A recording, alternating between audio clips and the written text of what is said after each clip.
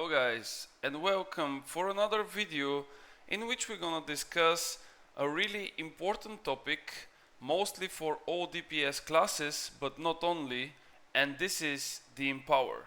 As we can guess already from the name, Empower is something that will increase our damage not only on the basic attacks, but as well for the abilities.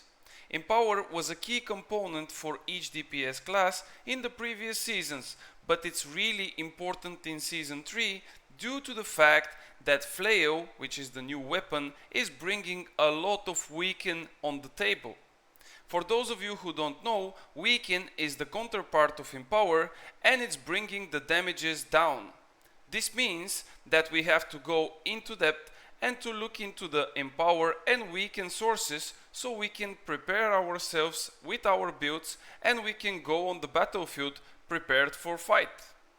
In this video, I will try to go really fast over the key objectives which are related to Empower and Weaken so I can give you guys a better picture for it. First, we're gonna discuss the sources of Empower and how we can multiply that in order to gain the highest percentages at all times. Second, we're gonna go and look on the other side and we're gonna look at the Weaken.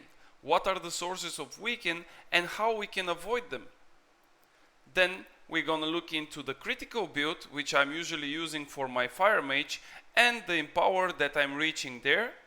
And finally, we're gonna look into overall picture how we can avoid being weakened by enemies, and if we get weakened, what is the best decision to do and how we can avoid having more of that.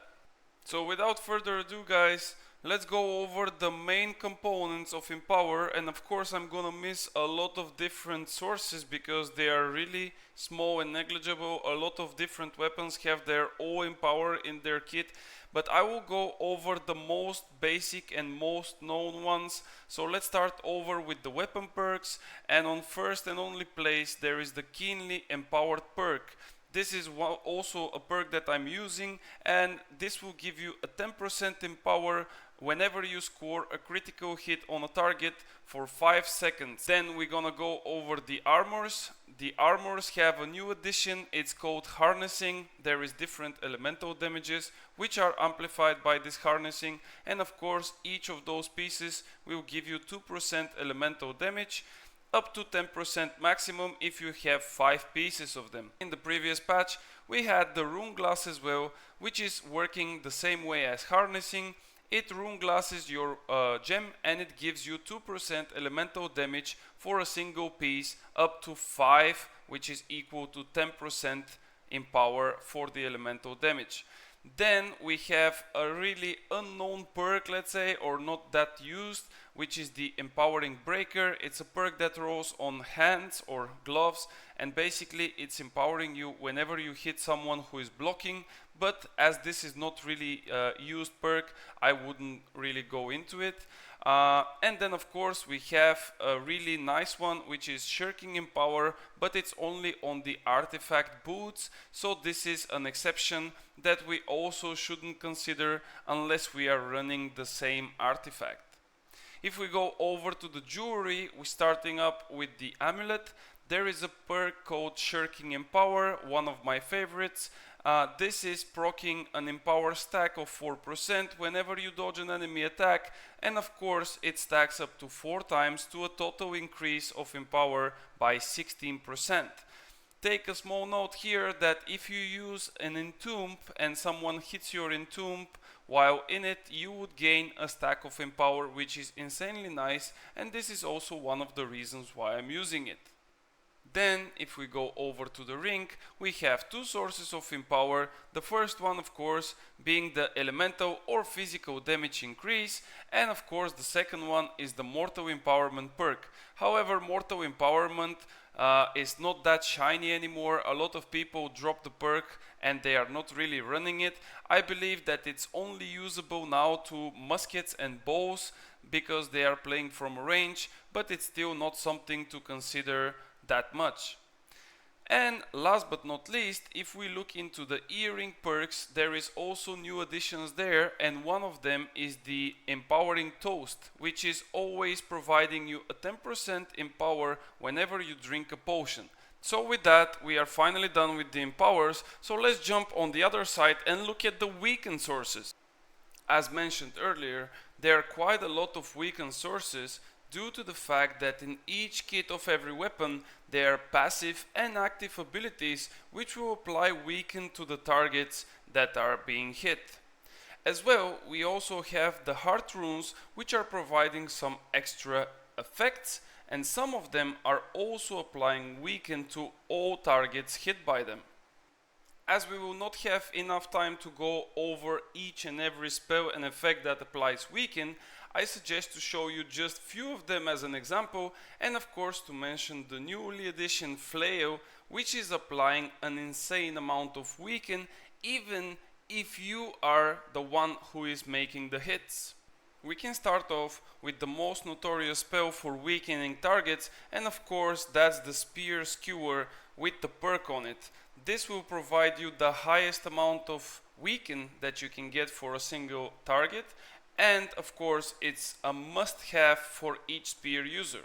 But of course we cannot leave behind the Enfeebling Maelstrom, the passives for both the Hammer and the Void Gauntlet, which are applying passive weaken to all targets surrounding them, and of course the Heart Rune, which is Vines, which provides a huge amount of weaken to all targets around you, and also Rend, which will reduce their armor. As you may notice, all those effects are mainly related to the melee combat, and they are also attached to perks and weapon abilities of melee weapons. However, since we have a new kit in the block, and this is the Flail, the brand new weapon, the things might change also for the ranged users, as usually in the past they were not really affected by the weaken, but now it's a little bit different picture. What I'm trying to say with this is that most of the passives in the Flail skill tree are affecting people who are hitting targets while they are blocking or being nearby a Flail user. If we look into the skill tree on the left side, we might see some different spells and passives which are applying a weaken effect up to 30% just by being hit. Also on the right side, there are similar abilities and passives which will also extend the weaken up to 30%. With all that in mind, if we reach a cap of 50% and we rely that we will keep it, and we actually hit a Flail user or someone who is being next by a Flail user, we might lose up to 30% in an instant. This is why I suggest people who are running empowering builds to go well above the cap, just to make sure that they're gonna maintain some kind of bonus, as it's possible that you're gonna drop even on the negative side and you're gonna lose all your empowerment. The final thing that we need to go over is how to prepare a build that is using Empower in order to make sure that we're gonna perform on a good level. I will give you an example with my build and how I assume to go for it, and the total amount of Empower which I can expect. First and foremost is to list all the perks that you are trying to get and what the Empower will be after reaching all of them. Of course, some of them will be flat, which means that they will provide you the Empower at all times, but there will be also bonuses like Keenly Empowered, for example, which will be on a time based and they will not be always there for you. Also have in mind that there are different sources of cleansing in order to remove the weakening effects on you. That's why Ice Gauntlet with the Entomb is one of the best options, due to the fact that Entomb can clear all debuffs on you whenever it's used. The same effect has the Cleansing Potion, which is available in a war, but unfortunately the same potion is not available outside of wars. Purifying Toast on the earring is also a good example, but keep in mind that Purifying Toast is removing only one debuff. And with that, guys, I want to thank you so much for watching. If you are still left with questions related to Empower or Weaken, please let me know in the comment section below, or simply join my Discord community where we can discuss those topics but also many more, and we can have the correct decision. Also, you can follow me on Kick, where I'm streaming live and we can have some fun on PvP and PvE content. Thank you guys once again, and I will see you on the next one.